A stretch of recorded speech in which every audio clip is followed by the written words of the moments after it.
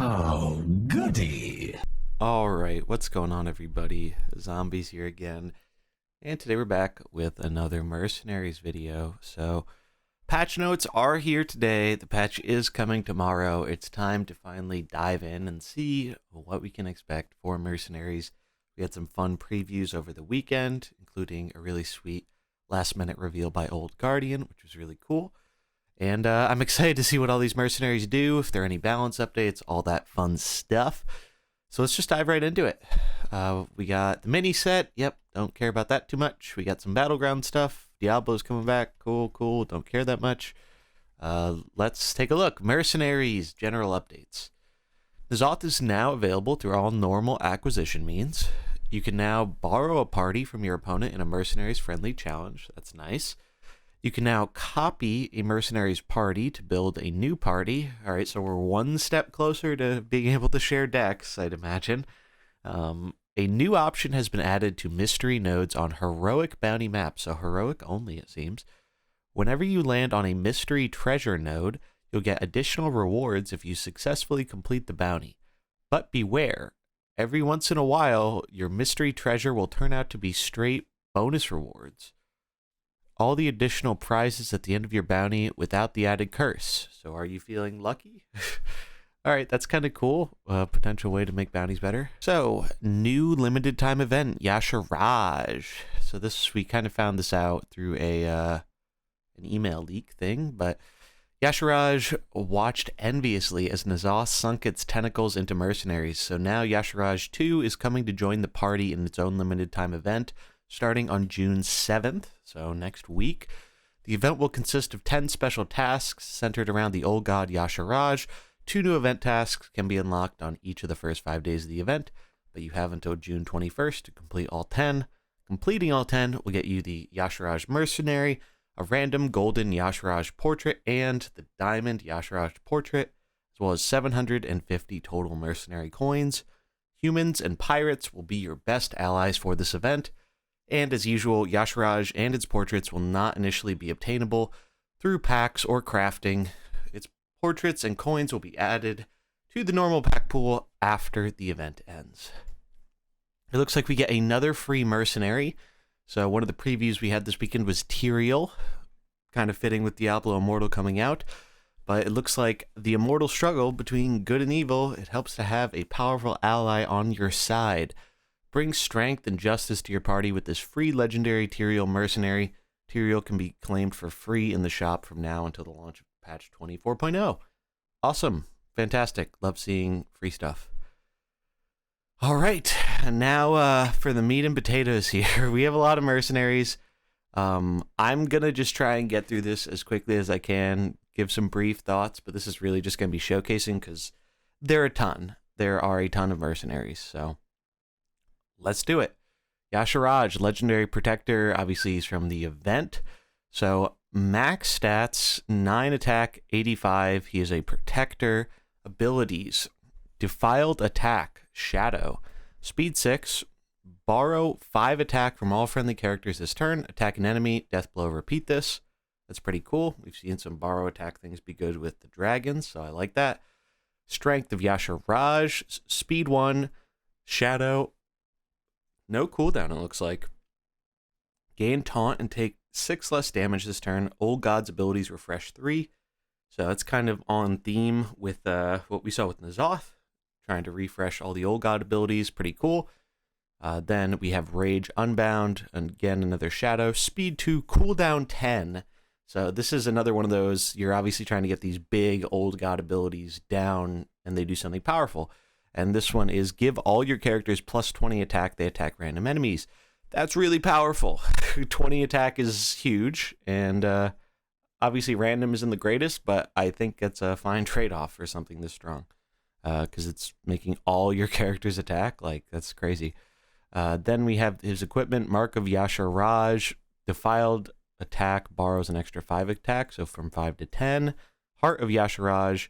Passive, whenever this merc is attacked, gain plus 5 attack. And Idol of Ashara, which is Rage Unbound, giving an extra 8 attack. So 28 attack total.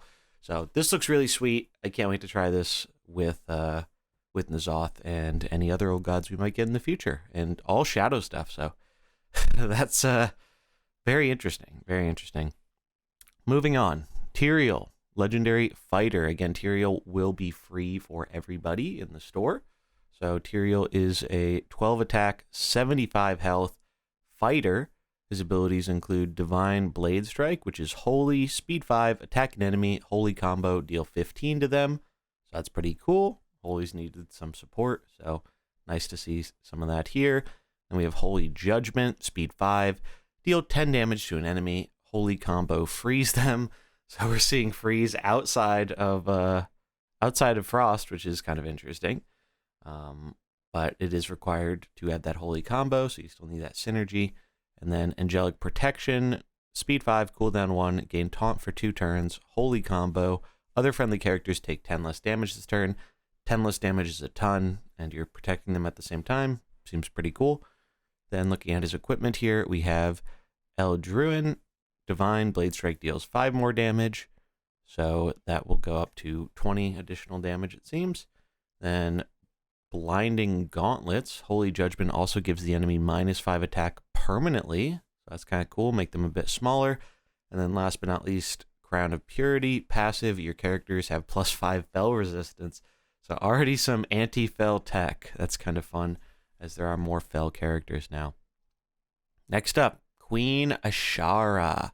So this is one of the ones Old Guardian got a preview, really cool. I think we're going to see all of the Nagas here, but the Nagas are looking really, really good. So Queen Ashara, legendary caster, 8 attack, 77 health. Its abilities are Shifting Tides, Arcane, speed 10, deal 18 damage, and the damage is increased +3 for each spell school cast this game. Then we have Mage Paramount, Arcane, 0 speed, cooldown 1, gain +3 spell damage whenever an enemy casts a spell, +4 resist to its spell school this turn. And then Vainglorious Rebuke, Shadow, speed 3, cooldown 1, deal 10 damage to all enemies. Damage is increased by the final speed. This ability gets 2 speeds slower whenever another ability is used. Yeah, the Queen has some crazy powerful abilities. And supporting 2 very strong tribes in Arcane and Shadow. Looking at her equipments, Zalath, probably butchering that, but passive, whenever you cast a Shadow ability, restore 6 health to your characters, so basically Shadow Malfurion. A little terrifying. Tidestone of Golganeth, passive, this Merc is +1/+6 for each Naga in play or on your bench. What's kind of interesting about the wording, it sounds like you get buffs from opponents' Nagas too, which would make this even more insane. You could have a very, very large queen. And then Sharsfall Queen's Scepter, passive, the first time this Merc dies, steal 6 health from all characters in play and return to life. We've seen Reincarnation be good with Karen. Will be cool to see how it works with the Queen. Moving on to our other Nagas here, we have Zargira, the Sea Witch, Epic Caster, 8 attack, 77 health. Naga, so our Naga tribe here. Witch's Curse, Shadow, speed 4, deal 12 damage. If it has already acted, its attack is permanently halved, rounded up. Wow, that's pretty crazy. Freezing Touch, Frost, speed 4, cooldown 2, freeze a character. They are immune while frozen. They deal 10 damage to your enemies when they lose frozen. Interesting. And then Wave Thrasher 5, speed 7, cooldown 1. It is a summon ability, so it summons a Naga with 6 speed, 17 attack, 28 health, rush. Passive has +10 attack for each frozen character. And then the equipments, we have Serve Chilled, Witch's Curse deals an additional 5 damage. Upstart Acolyte, passive, +20 health. Whenever a friendly character is frozen, freeze a random enemy. Some more freeze stuff. And Ring of Sluggishness, maybe the most insane equipment yet. Passive, shadow abilities are 4 slower. That's nuts. It's like an inverse Vol'jin, except even crazier because I think Vol'jin's only 3. So that's crazy. I think we're going to be seeing a lot of this ability. Moving on, we have Phantom Lord Karathress, a rare protector with 12 attack and 82 HP. Naga, 12. Oh yeah, they're the stats. So Tidal Strike, Speed 6, attack an enemy, summon a 8/16 Naga. Frost combo, summon another Naga. So that's kind of cool. Naga, 8/16, no text, so just kind of a summon ability. And we have Cataclysmic Bolt, Speed 6, cooldown 1. Deal 20 damage to the lowest health enemy. We've seen that be a very strong condition in things like Valera, so it could be strong here. And then Blessing of the Tides, Speed 4, cooldown 1, gain +5 attack for each friendly Naga. If this Merc has less than 40 health, gain +10 attack instead. So Naga synergy, which is cool.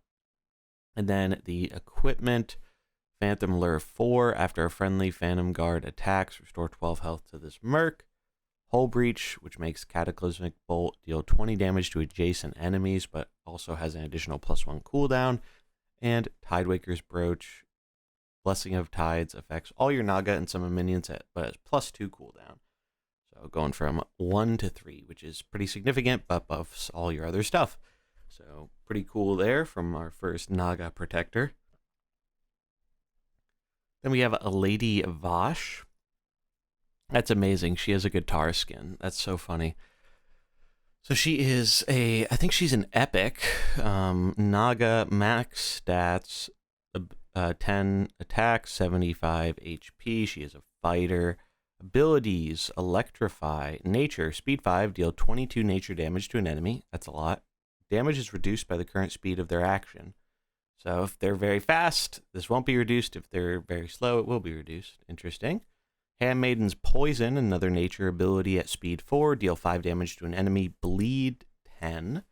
And then Reflex Shot, Fell Spell, speed 7, cooldown 1, deal 12 damage to all enemies. If they have already acted, deal critical damage. That's cool. I always like seeing something like this. And it's nice to see that they're putting some priority on slower stuff that doesn't seem to be quite as busted or annoying as local are. So we have Icy Grasp for the first passive. Your Nagas take 4 less damage until they act each turn, kind of like a Pearl of Yulon. We've seen that be very strong. I will not be surprised if it's strong in Nagas as well. Then we have Witch's Mantle. Passive, enemies affected by bleed receive 5 less healing. Seems a little fringe. And then Fell Cauldron, Reflex Shot also gains +4 fell damage. So maybe we can make some fell stuff work. We will see. Moving on to the Tide Mistress Ethissa, the rare protector, or second Naga protector, is a 8 attack, 79 HP. We have Wave Crush, which is a frost ability, speed 7, deal 14 damage to an enemy. If they have already acted, give them +5 nature weakness. Riptide, which is nature, speed 3, cooldown 1, deal 10 damage to an enemy. After an enemy attacks this turn, repeat this damage.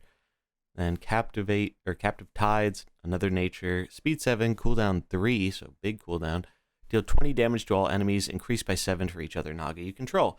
Yeah, that could get pretty out of hand, especially with summons, so I see why they have long cooldown there. Then Warlord Parjesh, first equipment, summon a 12/24 Naga with Taunt, so Mukla's big bro, except it's a Naga now. That's kind of cool. Clutching Hatred, Riptide deals 5 more damage, going up from 10 to 15, and Harpsichord passive, whenever this Merc takes damage, refresh 1 on Captive Tides, so you can get that down a little bit quicker. Cool stuff.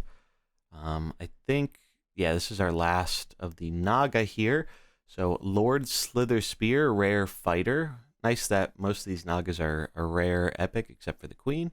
So for this one, fighter, 8 attack, 80 HP, abilities, Slithering Rage, speed 6, attack an enemy, summon a 10/18 hungry Naga with Divine Shield and Rush. You lift, bro, hilarious name. Speed 5, gain +5 attack. If you control another Naga, gain 5 more attack, attack an enemy. All right, and then enough of this trash. Speed 4, cooldown 2. Destroy a summoned minion without triggering its death rattle. Deal its attack to all enemies. So a little bit of summon hate. Kind of makes sense with all the summons we've been seeing. And equipment, we have Unleashed Eel. Hungry Naga has +5 attack. So just nice little buff there for your summon. Then Fishy Cauldron, passive, +4 attack. This Merc always deals critical damage to Murlocs, so a little bit of hate on the Murlocs. And Sharp Idea, passive, after an enemy minion is summoned, refresh 2 to enough of this trash. So more anti-summon stuff. Cool. We've seen the Nagas, so now we're getting into all the other characters that we have not seen yet for the most part. Captain Hook Tusk, our first pirate, a blue epic caster, 10 attack, 75 HP pirate. I'm really excited for this one. Let's see what she does. Turnabout Strike, speed 6, gain plus 11 health. Swap roles with an enemy and attack it. Swap roles with an enemy? All right, well, that's insane. We've never seen something like that. I've been hoping we would, so that's awesome. You get to just swap roles with an enemy, so make them a caster, take whatever they are. That sounds nuts. Shiver their timbers, speed 8, deal 18 damage to an enemy. If it's a fighter, deal 25 instead.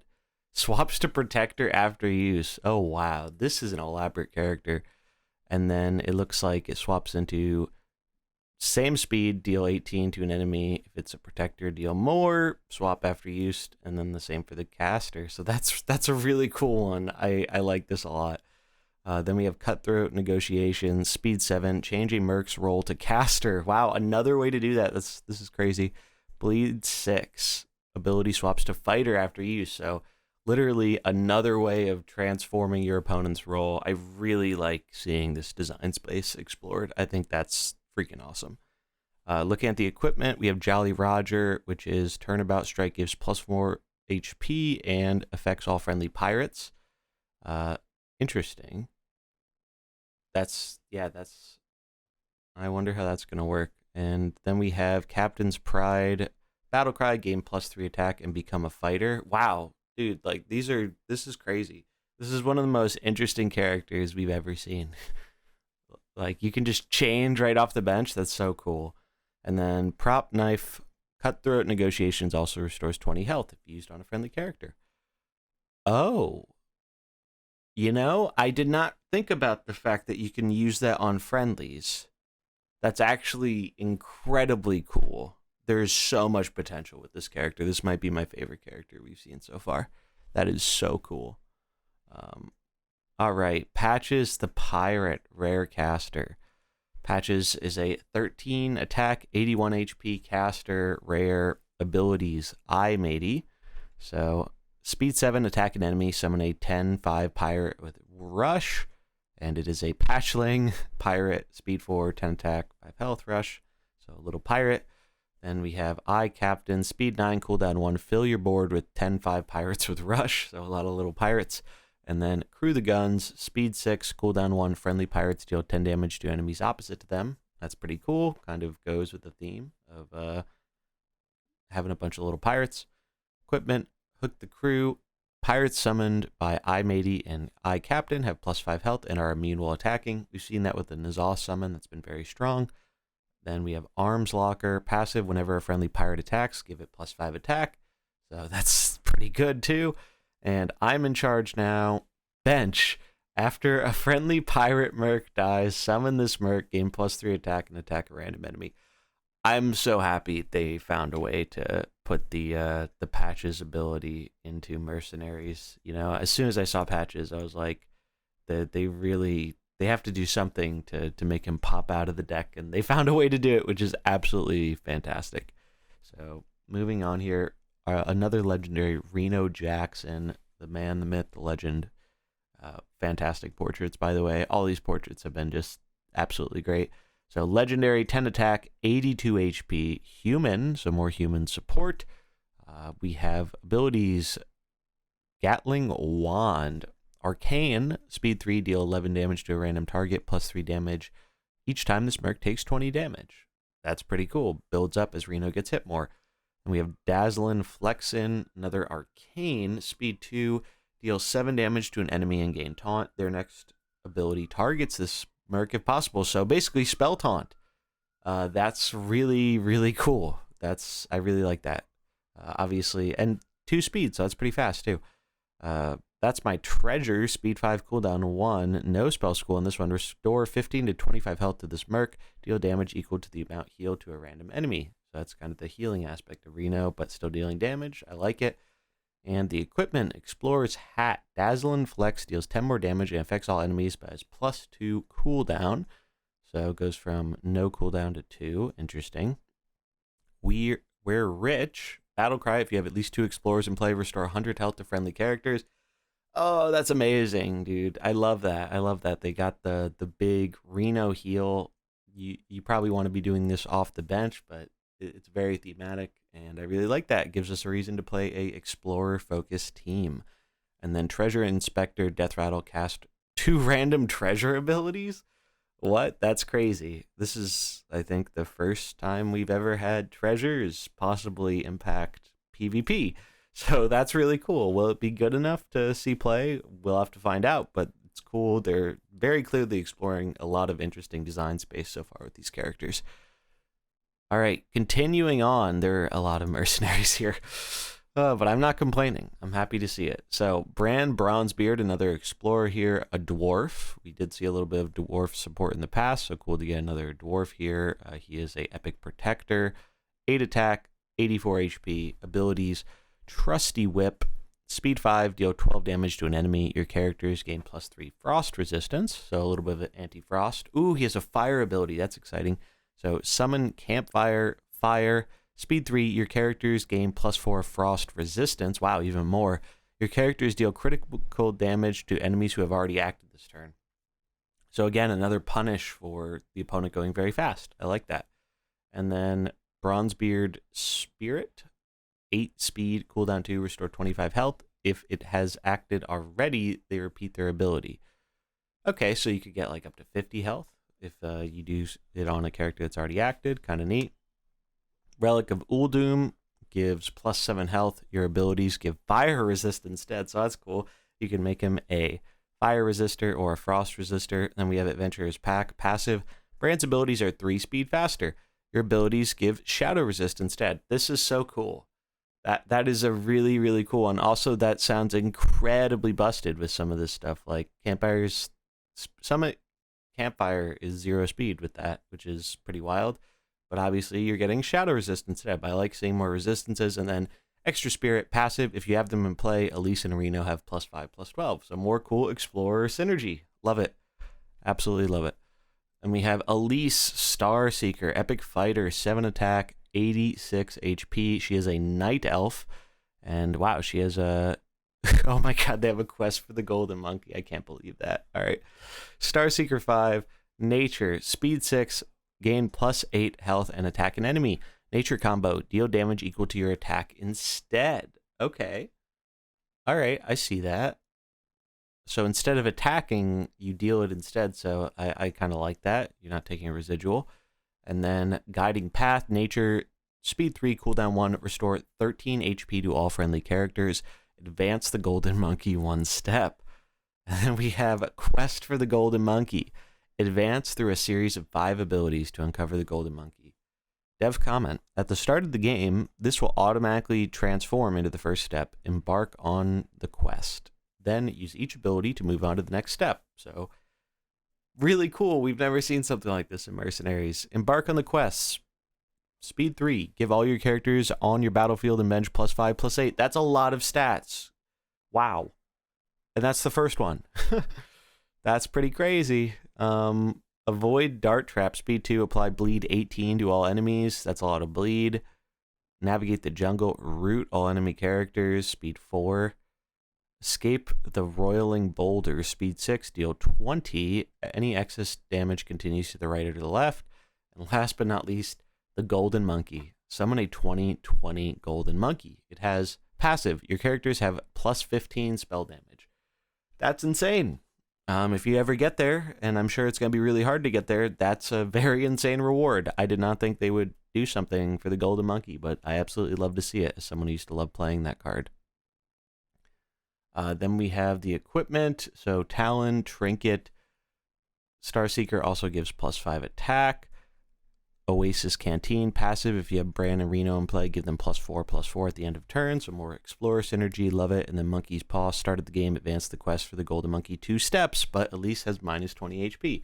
So you can get to the Golden Monkey faster, but she's more frail. Love this character. Absolutely love this character. Like, the theme is awesome. It feels like they're hitting it out of the park in terms of like lore abilities and interesting abilities and stuff. Maestra, epic caster, For some reason, these ones haven't loaded. I'm going to try refreshing the page really quick. Yeah, there we go. So we have Maestra, the epic caster. She is an orc, 10 attack, 74 HP. Abilities, Dirty Tricks, Shadow, speed 3, deal 14 damage to the enemies across from this Merc. Cool. Shifting Strike, speed 4, cooldown 1, gain +7 attack, and attack the enemy across from this Merc. Combo, gain roll advantage first. So I imagine that, I don't know if that will transform you or just treat it as advantage roll damage. So that just means, you know, whatever is better against what you're attacking, you should gain that. So I don't know if that's just in damage or it changes your color, but again, really cool. And then Sudden Betrayal, Shadow, speed 8, cooldown 1, give an enemy +15 attack this turn, force it to deal its attack to its neighbors. That's interesting. It's definitely pretty interesting. Buff one of them up, but you can make them hurt their own guys. And then equipment, Mask of the Mummy, bench. After a friendly Merc dies, summon this Merc who uses Dirty Tricks 5 immediately. So, like Patches, just pops in from the bench. That's pretty cool. Another one, Mask of Mimicry, bench. After a friendly Merc attacks, swap it with this Merc who uses Shifting Strike 5 immediately. This is so freaking cool. Like, as soon as I saw Maestra, I knew her ability was going to be nuts. And this is a really nuts ability. I love this type of stuff. It's going to make for some really interesting games, I think. And then Mask of Rage, bench. After an enemy minion is summoned, swap your lowest health Merc with this Merc who uses Sudden Betrayal 5 immediately. So again, just like all this stuff that just like swaps her out from the bench and just fun stuff. I like this. I think this is a really cool character and orc synergy. Bane, Bloodhoof, brother to Karen. Tauren, rare, 12 attack, 84 HP. Abilities, we have Mulgore Might, speed 7, attack an enemy and gain +2 healing power. So healing power returns. Nature combo, restore 15 health to this Merc. Then we have Chain Heal, Nature, speed 3, cooldown 1, restore 20 to a friendly character. Repeat this on up to 2 damaged adjacent characters.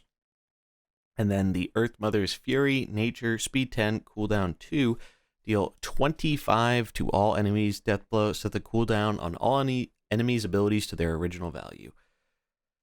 That's pretty nuts. I mean, it is a death blow, so that's going to be harder to get off, but it's very, very strong if you do get it off.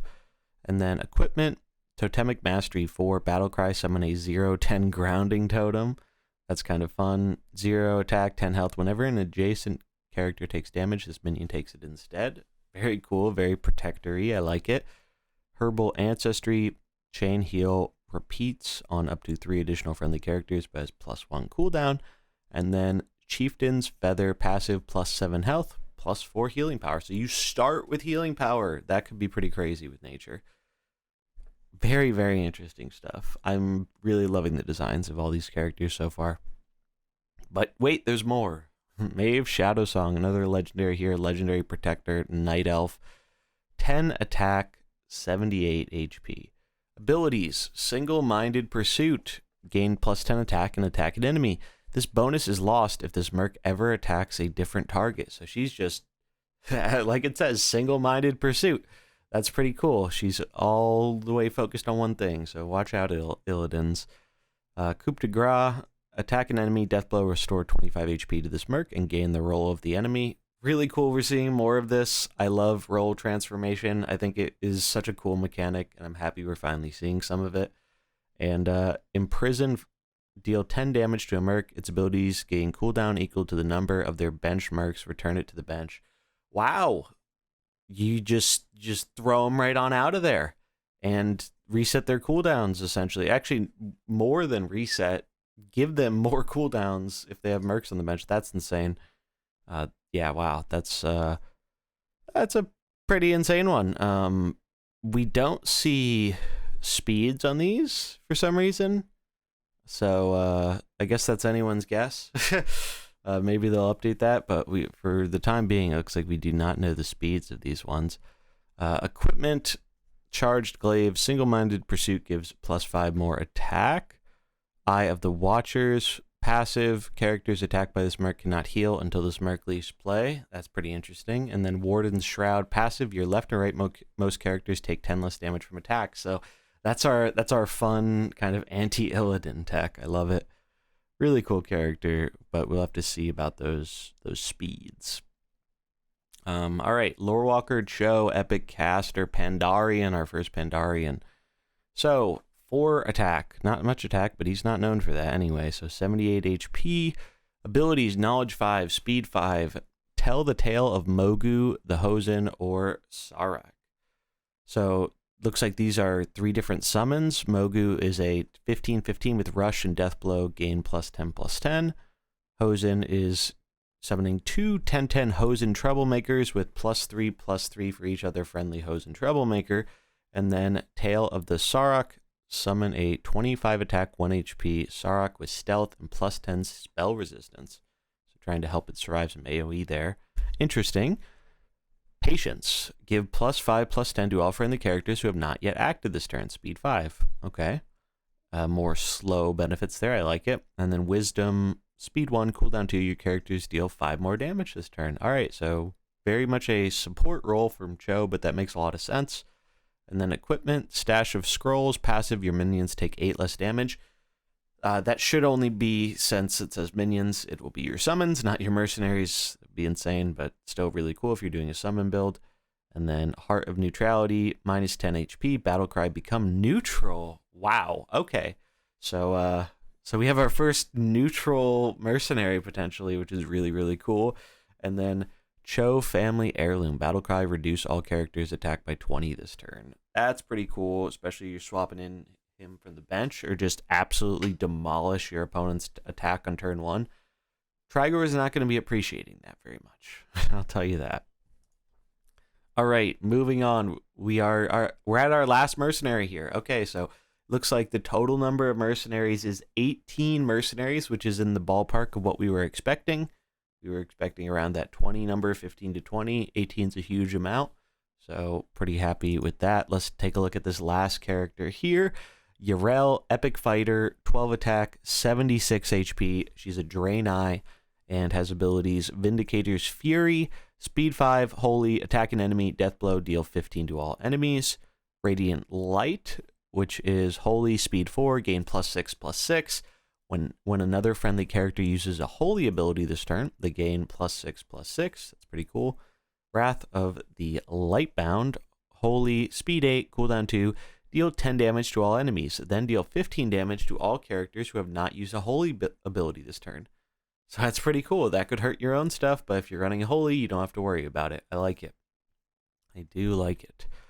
And then the equipment, we have Hammer of the Naru, passive. When a friendly character attacks, they gain +4 attack this turn. Pretty strong. Librum of Wisdom, end of turn, if you have used 2 or more holy abilities, gain +2 holy damage and +2 healing power. Also seems strong. And then Light of Karabor, passive, your characters have +5 shadow resist. Shadow's been really busted, so it's really nice seeing a bit more anti-shadow support, especially from Holy, because that's thematic. So those are all our 18, I believe, mercenaries. That was certainly a mouthful, but we're not done yet. We have New Zone and Bounties. So with patch 23.4, we will be delving deeper into the Dark Shore with 3 more bounties for the zone. We'll also be exploring the depths of the Sunken City with 10 bounties for the all-new zone. There is no cow level. I'm going to cross my fingers and hope there's a hidden cow level. But we'll have to wait and see on that one. Arena updates, Book of Heroes Phelan, overcap decks, yada yada.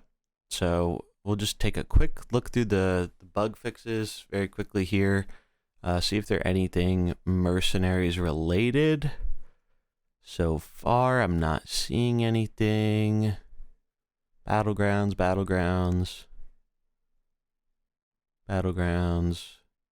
Added keyword tooltips to several mercenary abilities that were missing them. That's good. Corrected mercenaries encounters that had the wrong role indicator on the bounty map. Nice. Fixed a bug with new in the Mercs collection. Yada yada. Achievements. Okay. So not a whole ton of bug fixes from what I'm seeing, at least related to mercenaries.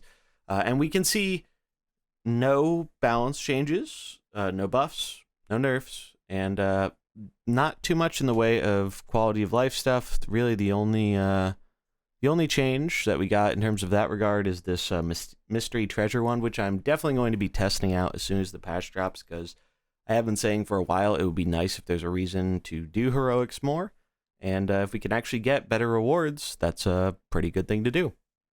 So yeah, I really like these mercenaries. I think they have some very, very interesting designs. I think it's absolutely going to shift things up even without balance adjustments. It seems very clear there's a bunch of stuff in here that is aimed at targeting some of the more powerful stuff in the current metagame, like Trigor, like Shadow. So I'm willing to see how it plays out. You know, maybe these new characters are enough to where Trigor doesn't break the game in half anymore, because we got a ton of different casters and some abilities that should be pretty good against him, at least in theory. So that is all the news for patch 23.4. Definitely let me know in the comments below what you are most excited about for this patch. And we won't have to wait long for it, because it will be dropping tomorrow. So basically, about 24-ish hours after this video goes up, we will be playing with these new mercenaries, and I cannot wait. So that is going to do it for this video. I will catch you in the next one. If you enjoyed it, remember to like and subscribe, and I'll see you next time. Peace.